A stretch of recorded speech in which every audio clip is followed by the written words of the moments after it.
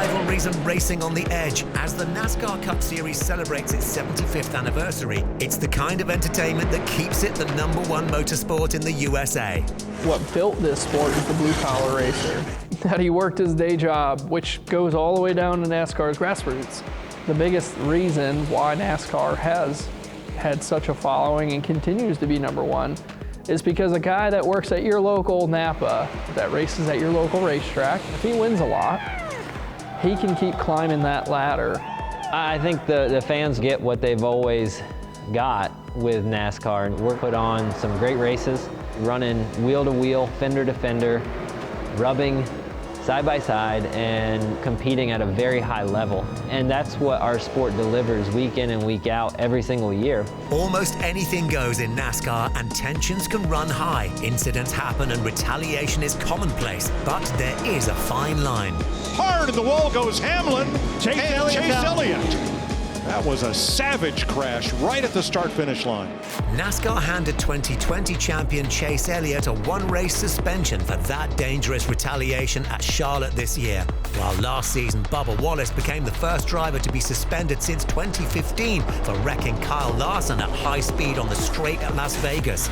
It was simply too dangerous and crossed the line. I think it's kind of a quiet line where, you know what you could do, but you just don't do it. And Bubba, for example, right rearing a guy in the middle of the straightaway at 190 miles an hour is probably not the best thing to do. But if Bubba would have went down there and punched him in the mouth after, that's fair game. But you don't want to wreck a guy going 190 miles an hour. You have to stand up for yourself. You don't want to get pushed around, but you also want to do it in a way that is not going to put them in danger. If somebody runs into you in the middle of the corner and spins you out, and 100 laps later, you get back to them and you run into them and spin them out, okay, NASCAR sees that as boys have at it.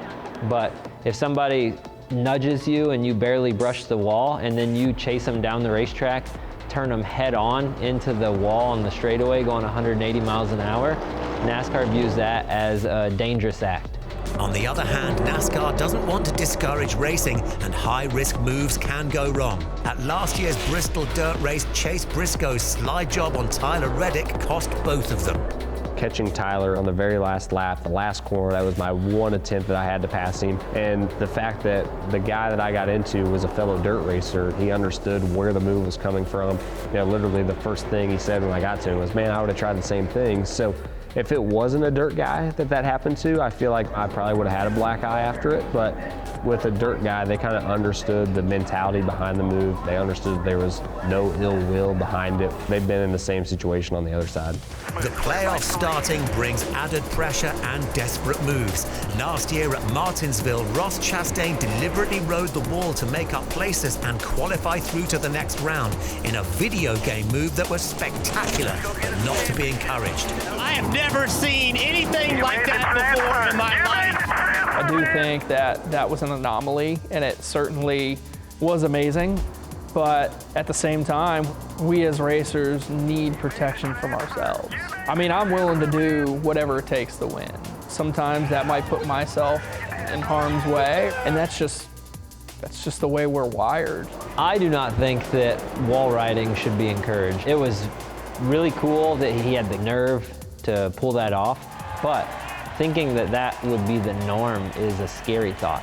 I thought the first time seeing it, it was one of the coolest things I've ever seen. It took bravery, it took all these things, but I don't think it's something that we need to be doing every week. I think you got to protect us from ourselves, because you don't want to be coming to the checker flag and you have the front 10 guys just all wall riding. When Ross did it, I thought it was awesome. I'd seen it done on video games, but yeah, never had seen it obviously in real life. So yeah, kudos to him for trying it, but yeah, hopefully we don't see it anymore.